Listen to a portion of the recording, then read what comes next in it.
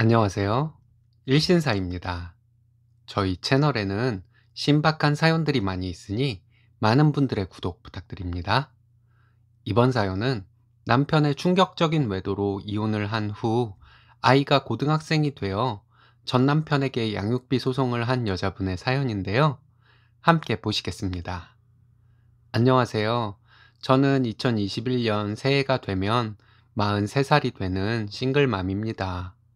혼자 아이를 키운 지 어느덧 15년이 되어 가네요. 그동안 저에게는 일에만 집중하면서 하루하루 보내는 일상이 전부였습니다. 직업은 인터넷 관련 일을 하고 있고 하루 종일 앉아서 일을 하다 보니 조용한 사무실에서 지루할 때도 있고 바쁜 날도 있는데 반복되는 일상이 답답하고 때로는 지루하기도 한 하루하루를 보낸 지 어느덧 15년이 되어 가고 있네요. 그러던 중 일신사를 접하게 되면서 일할 때 일신사를 틀어놓고 사연을 들으며 일하는 것이 저희 일과가 되었습니다. 또한 이동 중에 차 안에서도 일신사를 들으며 운전하는 것이 습관이 되어버렸네요. 시간 가는 줄 모르고 이야기를 듣다가 저도 한번 사연을 보내볼까 하며 고민을 하다가 글을 쓰게 되었습니다. 저에게는 큰 고민이 생겼고, 현재는 하루하루 긴장 속에 결과를 기다리고 있는 일이 하나 있습니다. 결과를 기다리며 마음 졸이는 상황 속에서도 일신사를 접하게 되어 조금 마음의 여유가 생기기 시작했습니다. 제가 긴장 속에서 결과를 기다리고 있다고 한 것은 다름 아닌 전 남편과의 양육비 이행 소송에 대한 판결입니다. 이혼한 후 지금까지 15년 동안 단 한 번도 받지 못한 양육비를 받으려고 합니다. 남편의 외도 저한테만 일어나는 일인 듯 했는데 사연을 듣다 보니 세상에 나만큼, 아니, 나보다 더한 사연들이 있는 사람들이 많구나 하는 생각에 위안이 되기도 하고 깊이 공감이 되어 같이 마음 아프기도 하며 사연을 듣다가 욱해서 화가 나기도 하고 그렇네요. 저는 초등학교 동창인 친구의 오빠를 짝사랑하게 되었습니다. 그 당시 6학년이었어요. 그때는 초등학생이 아닌 국민학생이었죠. 친구 집에 놀러 가면 흔히들 말하는 동네 오빠, 교회 오빠처럼 전 친구의 오빠를 짝사랑하게 되었습니다. 제 친구도 그렇고 전 시아버지 시어머니죠. 친구의 부모님은 장난식으로 "우리 며느리 왔어?" 하며 왕래가 있던 때에 저는 초등학교 6학년이었고 중학교 배정을 기다리던 시기였는데 저는 이사관계로 중학교를 멀리 가게 되었습니다. 친구와 오빠랑도 자연스럽게 멀어지게 되었습니다. 그래도 초등학교 동창 친구들은 가끔 연락도 하고 만나기도 했습니다. 그 당시 친구의 오빠, 즉, 전 남편은 저와는 2살 차이라 중3 말 고등학교 진학 문제로 바쁘기도 하고 친구들과 놀러 다니기도 바빠 가끔 쫓아도 만나지 못했고 23살에 다시 만날 때까지 단 한 번도 만난 적이 없었습니다. 그러던 중 23살 때 제 생일날이었습니다.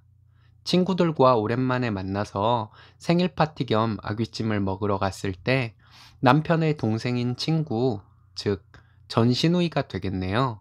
그 친구가 장난 겸 해서 본인 친오빠한테 전화를 했었습니다. "오빠, 땡땡이 생일이라 오랜만에 모였어. 생일 축하한다고 말이라도 해."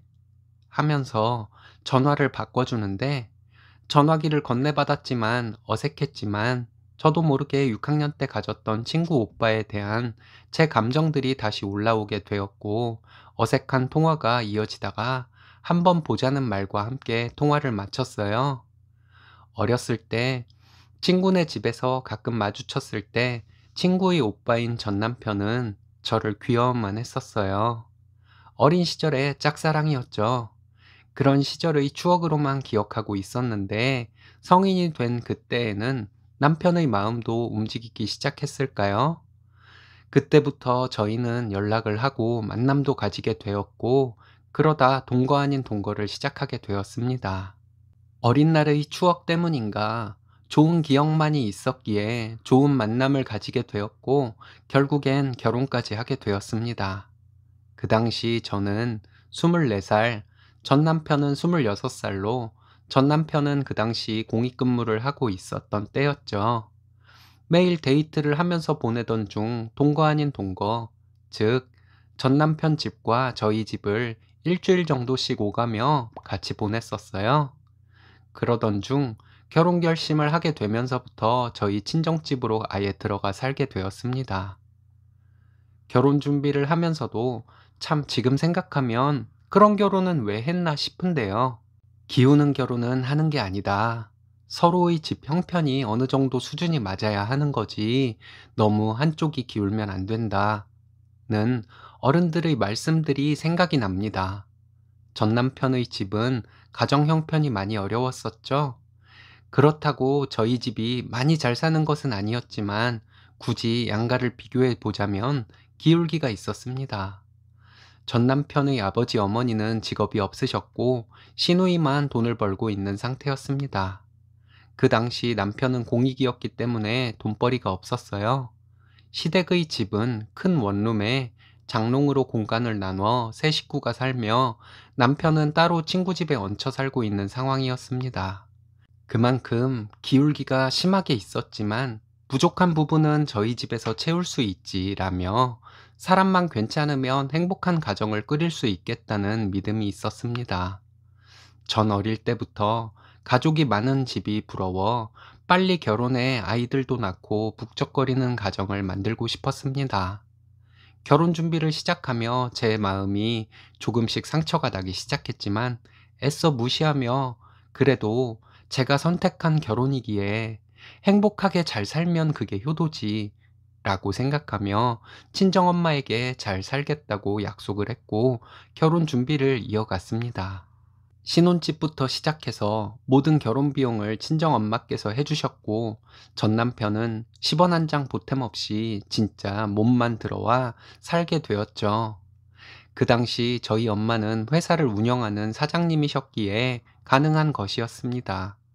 전 남편은 공익을 제대한 후 변변치 않은 직장에서 일을 하게 되었는데 그냥저냥 마냥 신기하고 행복했던 철없던 저희는 결혼한 지 5개월 만에 임신을 하게 되었습니다. 무서운 반, 행복한 반, 그렇게 10달이 지나고 아이를 낳게 되었어요. 그 아이가 지금은 고2, 18살이 되었고 몇 달만 있으면 고3이 된답니다. 아이를 낳고 나서 육아와 살림에 지친 저는 하루하루 부족한 잠을 자며 보내고 전 남편은 야간 근무를 하는 사람이라 저녁엔 근무를 하러 나가고 아침에 퇴근해 밥 먹고 한숨 자고 다시 출근하는 일상이었습니다. 그런 낮과 밤이 바뀐 일을 하니 가정생활이 정상적이지 못했던 것 같습니다. 원래 저는 결혼 전에 회계학을 공부했었고 엄마의 회사에서 회계를 보고 있었습니다. 엄마는 제가 나중에 회사를 물려받길 원했고 저 또한 경영에 관심이 있는 터라 그렇게 회사를 물려받을 준비를 하며 일을 하고 있었습니다. 그러던 중 결혼을 하게 된 것이었고 결혼 5개월 만에 임신을 하게 되었던 것이었어요. 아이가 그렇게 빨리 생길 줄 몰랐습니다. 아이가 생기면서 엄마의 회사에서 이루어가던 저와 엄마의 계획은 일단 정지 상태가 되었습니다. 그러던 중 친정엄마께서 제안을 하셨어요. 엄마는 아이 아빠랑 둘이 추후에 회사를 물려받으면 좋겠다고 하셨고, 야간 근무를 하는 회사를 다니던 전 남편은 엄마의 회사에 들어가게 되었습니다. 저는 당장 임신 중이라 어떻게 할 수 없으니 아이가 어느 정도 크면 일을 다시 배워볼 생각이었습니다. 그렇게 전 남편은 친정엄마가 운영하는 회사에 입사를 했고 입사한 지 몇 개월 지나지 않아 사건이 터지고 말았습니다. 기막힌 사연은 지금부터예요. 직장 생활이 지쳤던 건지 원래 여자를 좋아했었던 건지 전 남편은 아이가 태어난 지 한 달 정도 되었을 때 회사 격리 직원하고 바람이 났네요. 저는 전 남편이 출산 이후 평소 달라진 행동들이 의심스럽기도 하고 불만스럽기도 했습니다. 그래서 매일 저녁 다툼이 있었지만 외도에 대한 생각은 전혀 못했습니다. 전 남편이 안 해봤던 일을 하느라 회사 일이 힘든가 보다 하는 생각밖에는 들지 않았습니다. 저도 어린 나이에 아이를 키우는 것이 쉽지만은 않았기에 육아를 함께 하자는 제안을 했었어요. 남편은 퇴근 시간이 점점 늦어지고 회식 핑계, 친구 핑계 등으로 귀가가 늦는 날이 엄청 많아졌습니다. 또 여지껏 한 번도 가지 않던 전라도에 계시는 시어른들께 가봐야 한다며 1박 얘기도 했었고 이상한 것이 한두 가지가 아니었습니다. 어른들께 가는 것이면 시아버지, 시어머니도 같이 가시는 것으로 생각했었죠. 저는 그때 남편이 외도를 하고 있으리라고는 상상도 하지 못했습니다. 그저 단순하게 저 사람이 앞뒤가 안 맞는 말들을 왜 할까? 이 정도의 의구심을 품고 있는 정도였습니다. 그때까지 외도는 1도 의심 안 했지만 갑자기 전라도 시어른들께 간다는 얘기에 이상했죠. 전라도로 떠나는 날 저녁 잘 도착했는지 궁금해서 전화를 계속하니 받지도 않고 결국엔 배터리가 나갔는지 전원이 꺼져 있다는 소리가 나오더라고요. 시부모님이 당연히 동행해서 가는 것이라 생각해서 시어머니한테 전화를 했는데 시어머니도 연락이 안 되었어요. 이상하다 싶어서 끙끙대고 있을 때 전 남편이 전화를 했어요. 근데 전화기 너머로 들리는 목소리는 시어머니였습니다. 술 한 잔을 어디서 거하게 하고 집에 들어와서 잔다. 내일 아침에 일어나면 전화하라고 할게. 이게 무슨 황당한 소리일까요? 분명 전라도 시어른들이 계신 곳을 간다고 했는데, 그럼 혼자 도대체 왜 그곳을 간 것일까 하는 의구심이 생겼습니다. 전 시아버지, 시어머니 모시고 시댁 어른을 찾아뵈러 가는 것으로 알고 있어서 아무런 의심도 하지 않았습니다. 그런데 잘 가고 있는지 궁금해서 전 남편에게 전화를 했을 때부터 연락이 안 되어서 걱정을 한 것이었습니다. 너무 연락이 안 되니 걱정이 의심이 되고 별의별 생각이 다 들었습니다. 나중에 알고 보니 여자랑 여행을 가려고 했던 것이었고, 제가 계속 전화를 하니 제가 눈치를 챌까봐 중간에 여행을 취소하고 알리바이를 만들러 시댁에 간 것이었습니다. 그런데 시어머니가 말실수를 한 것이었죠. 저는 제가 의심하고 있다는 것을 전 남편이 눈치채지 못하게 하려고 아무 말도 하지 않았습니다. 그저 저는 이 모든 사실들을 어떻게 잡을지 고민하게 되었습니다. 그리고 다음 날이 왔어요. 전 남편은 출근을 했고, 저는 전 남편에게 오늘 산부인과 진료를 받는 날이니 잠깐 집에 와서 애를 좀 보고 있으라 하고 엄마한테 전화를 해서 전 남편을 집으로 보내달라고 했어요. 집에 도착한 그 사람은 빨리 병원 다녀오라고 하더군요. 일단 집을 나섰습니다. 그리고 차로 가서 증거를 찾고 있던 중 그 사람의 휴대폰이 차량용 충전기에 꼽혀 있는 것을 봤죠. 그것을 들고 저는 바로 통신사 대리점으로 갔습니다. 다행히 제 명의의 휴대폰이기에 최근 3개월 통화 기록을 뽑을 수 있었습니다. 저는 그 통화 내역을 보는 순간 회사 여직원과의 통화 내역이 어마어마한 걸 알 수 있었어요. 저는 바로 회사로 찾아가 그 상대 여자를 끌고 비상계단으로 갔습니다. 그 여자에게 통화 기록을 내밀며 이게 뭐냐고 묻는데, 겁에 질린 눈으로 아무 말도 못하고 있던 찰나 조용하게 넘어가고 싶으면 다 실토하라고 했습니다. 네, 맞습니다. 생각하신 그대로예요. 라고 하더군요. 순간 정신을 잃어 소리소리 질렀고 그 여자 싸대기를 때렸습니다. 그런데 밖에서 듣고 있던 입사동기 다른 여직원이 들어와서는 저에게 사장님 딸이라고 회사까지 와서 소리 지르고 난리쳐도 되는 거냐고 하길래, 너도 험한 꼴 당하고 싶지 않으면 나가라고 했고, 내연녀는 그 직원에게 내가 잘못한 것이니 나가라고 했습니다. 일단은 내가 널 가만 안 둘 거니까 마음 단단히 먹고 있으라고 했고, 집으로 돌아가서 온 집안을 뒤엎고 소리 지르고 난리를 쳤더니 전 남편은 자기 엄마한테 전화를 해서 아들을 데려가 달라고 했습니다. 그리고는 도망가려고 하더라고요. 제가 못 가게 막으니 몸싸움도 있었고 전 남편이 저를 때리는 지경까지 이르렀습니다. 궁지에 몰리기 시작하니 전 남편은 이성을 잃은 것 같더라고요. 그때는 출산 후 한 달이 조금 넘었을 때라서 제가 몸도 제대로 추스리지 못했을 때였는데 전 남편이 이런 정신 나간 짓을 했습니다. 저는 산후조리도 제대로 못한 상태였습니다.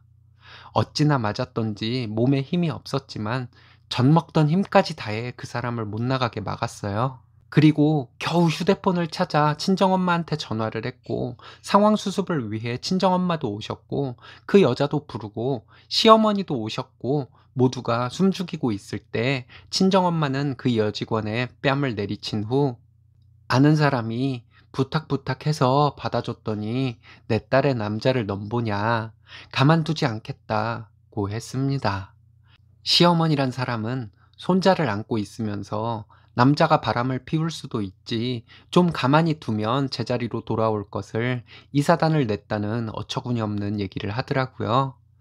정말 어이가 없었습니다. 시어머니는 제 아들을 데리고 나가려고 하길래 또 한 번의 실랑이가 벌어졌고 그때 제가 제정신이었겠습니까? 여기서 큰일 치르고 싶지 않으면 아이를 두고 다 나가라고 난리를 쳤습니다. 그 당시는 온몸이 너무 힘들어 일단 쉬고 싶은 마음에 상황 정리를 하고 정확한 증거를 찾아 간통으로 고소하려고 생각 중이었습니다. 그런데 전 남편의 부정에 대한 증거라고는 통화 기록뿐인데 간통으로 고소를 할 수 있을까 생각하며 놀란 아이를 달래며 누워 있는데 침대 위에서 이상한 것을 발견했습니다. 저는 출산 직후 머리가 길면 아이 키울 때 관리하기 힘들단 소리에 단발보다 조금 더 짧게 머리를 커트를 한 후였고 또한 저는 자연분만이 아닌 제왕절개 수술을 한 터라 제왕절개 하신 분들은 아실 거예요. 중요 부위를 제모하게 됩니다. 근데 이상하게도 며칠 전부터 거슬린 머리카락에 대한 생각이 번뜩 들어서 침대 시트를 살펴보았어요. 아니나 다를까 침대에는 긴 생머리 머리카락과 그 털이 여기저기 있더라고요. 조금씩 기억을 더듬어 보니 얼마 전 큰 싸움을 하고 아이를 데리고 뛰쳐나갔을 때 막상 갈 곳이 없어서 친구 집으로 간 적이 있었는데 그날 이상하게도 미안하다는 말도 없이 집에 언제 올 거냐며 1시간에 한 번씩 전화를 거는 전 남편이 이상하다 싶었는데 그때 그 여자를 집으로 불러들여 제 침대에서 그 짓거리를 한 거였더라고요. 또한 그 여직원 입에서 사실을 들었습니다. 그날 제가 집을 비웠을 때 제 침대에서 함께 보냈다고요. 이게 말이나 됩니까? 그때까지만 해도 저는 어린 나이에 남편의 부정을 믿고 싶지 않았습니다.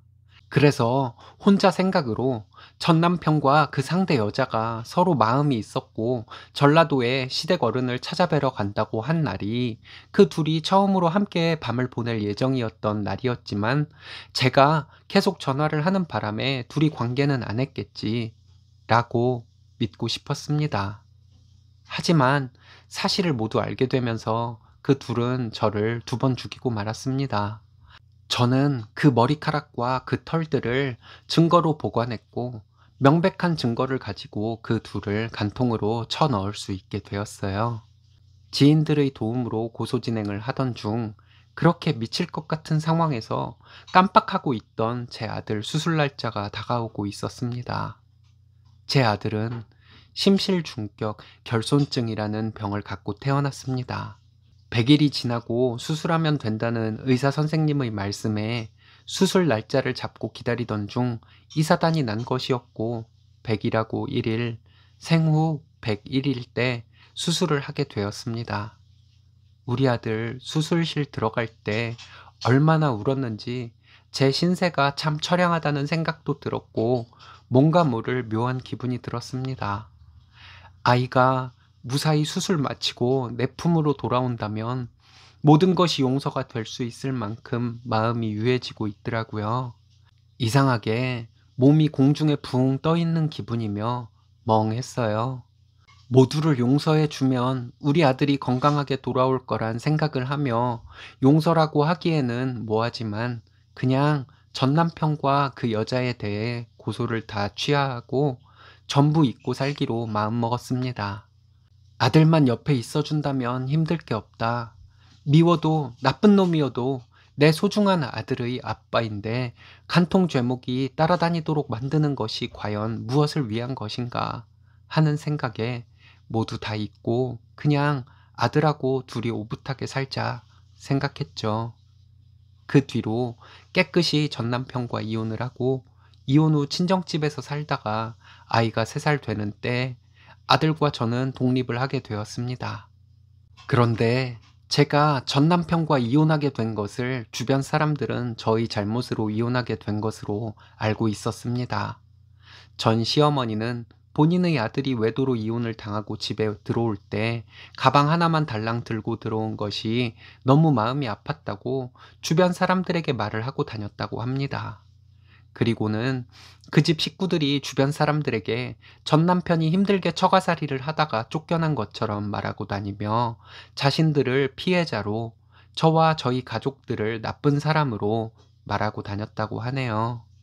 전 남편의 동생이 저희 초등학교 동창이었던 관계로 다른 동창 친구들이 저와 저희 식구들에 대해 나쁘게 생각하고 있다는 사실에 깜짝 놀랐던 적이 있었습니다.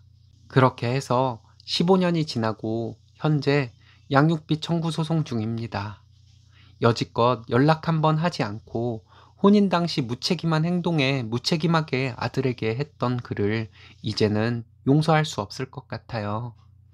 아들이 이제 곧 성인이 되어가고 있습니다. 전 남편은 저한테 아픔을 준 건 그렇다 해도 아들에게는 아빠 노릇하라고 간통으로 고소할 것도 취소했건만 아이에게는 전혀 관심도 없을 뿐 아니라 아이 양육비가 얼마나 들어가는지에 대해서도 전혀 관심이 없었습니다. 자기 아이를 모른 채 하는 전 남편이 사람인가 싶기도 해요. 심지어 동물도 지 자식 낳으면 다 자라 독립을 할 때까지 애지중지하는데 말이죠. 얼마 전에 저희 아들이 아빠에 대해 궁금하게 여겨왔던 모든 사실을 말해 주었습니다. 미우나 고우나 아이에게는 아빠인지라 여지껏 아빠에 대해 아무 말도 해주지 않았고 원망, 미움이라도 없으라고 기억 속에 없는 아빠에 대한 미움 자체가 아이의 마음속 상처로 전환됨이 두려워 거짓말을 해온 터라 아들에게 사실을 말해야 하나 고민은 됐지만 그래도 이제 아이가 모든 사실을 알 나이가 되었고 모든 것을 알 권리가 있다는 생각에 모든 것을 얘기해 주었습니다. 제가 그 사람한테 언제라도 아들이 보고 싶으면 연락하라고 슬쩍 아이의 전화번호도 남겨주고 했는데 여지껏 단 한 번도 연락이 온 적이 없다고 하더군요. 제가 전 남편에게 양육비 소송을 걸게 된 것은 돈이 필요해서만은 아닙니다. 전 남편의 너무나 무책임한 행동이 너무 괘씸했습니다. 아이가 어려서부터 자라는 동안 전 남편이 형편이 어렵다고 해서 양육비를 안 받았지만 전 남편이 어렵다고 했던 것도 거짓말이었죠. 자기 먹고 싶은 거 먹고 여행 다니고 차도 집도 원하는 거 보유하고 생활을 한다는 것을 알게 되었습니다. 이런 모자람 없는 생활을 하면서도 전 남편은 아들 양육비 줄 돈은 없었나 봅니다. 동창 친구들과 연락하면 전 남편의 소식은 언제든 들을 수 있었습니다. 지금까지 혼자 벌어 혼자 즐기며 살았으면 이젠 아들 대학 갈 때 등록금이라도 도와주라고, 아니 이제는 성인이 될 때까지 학비며 생활비 주라고 하려고요. 그동안 못 받은 것과 앞으로 받을 것을 계산해 보니 1억이 넘더라고요. 결과가 잘 나왔으면 좋겠고 간절히 바라고 있네요. 사실 저는 아들과 둘이 먹고 살기에 힘들지 않을 정도로 벌고 있습니다.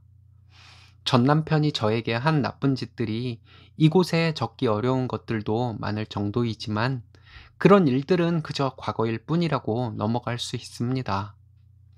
자신의 핏줄인 아들을 나 몰라라 하며 즐길 거 다 즐기며 살고 있는 것이 너무 괘씸합니다.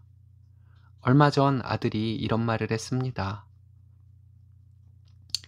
그런 쓰레기 같은 사람 필요 없다면서 아들은 나는 엄마만 있으면 돼. 그리고 엄마한테는 항상 미안한 게 많아. 그리고 자주 사랑한다고 말해주지 못해서 미안해, 엄마. 힘들었을 텐데 혼자 힘으로 나를 지켜줘서 고마워. 엄마, 정말 많이 사랑해. 라고 말하더군요. 저는 절대 아들 앞에서 눈물을 보이는 일 없도록 하려고 이를 악물고 살아왔는데 아들이 말에 미안하다고 말하며 그만 눈물을 보이고 말았습니다. 저는 아들에게 항상 잔소리처럼 말합니다. 여자들뿐 아니라 너보다 약한 사람들을 우습게 보지도 말고 모든 인연을 소중히 생각하라고 가르칩니다. 그리고 인사 잘하면 자다가도 떡이 생긴다고 하며 인사의 중요성을 강조합니다. 아들에게 전 남편에 대한 사실을 말한 것이 잘못이라는 생각이 들지는 않습니다. 아들이 아빠에 대해 알 권리가 있고 저는 아빠에 대해 궁금해도 물어보지 못하고 살아온 아들에게 모든 사실을 알려줘야 할 의무를 가지고 있다고 생각합니다. 한 번도 바람을 안 피워본 사람은 있어도 한 번만 바람 피운 사람은 없다는 말이 있습니다. 아마도 전 남편을 용서하고 부부의 연을 계속 이어갔으면 또 후회할 일이 생길 게 뻔했을 거예요. 아들에게 아빠에 대한 모든 것을 알고 판단은 아들이 하라고 모든 이야기를 사실대로 말해 주었습니다. 아들에게 모든 것을 알고 있으라고 하며 아빠에 대해 궁금해하고 있을 시간을 미래를 위한 투자를 하는 시간으로 바꿨으면 한다고 말했네요. 우리는 목표가 생겼어요. 아들이 저에게 조금만 더 고생하라고 하네요. 여행도 다니고 즐기면서 편하게 살게 해준다고요. 우리 아들이 짝을 찾으면 저로부터 확실히 독립을 하도록 해야 한다는 것을 명확히 알고는 있지만 아들이 했던 말이 말만이라도 고맙다는 생각이 들었습니다. 양육비 청구 소송만 해결 잘 된다면 그동안 혼자 소갈이 했던 것이 어느 정도 치유될 것 같아요. 아들이 성인이 되어가며 좋은 점이 많습니다. 아들이 많이 성장해서 현재도 저를 이해해주고 보살펴주고 우리는 지금 때로는 연인처럼 때로는 엄마 아들, 때로는 친구처럼 잘 지내고 있습니다. 최대한 사실대로 적었습니다. 긴 사연 읽어주셔서 감사합니다. 한 달 정도 뒤에 양육비 소송 결과가 나오게 되는 대로 후기 보내도록 하겠습니다. 일신사 시청자 여러분들 새해 복 많이 받으세요.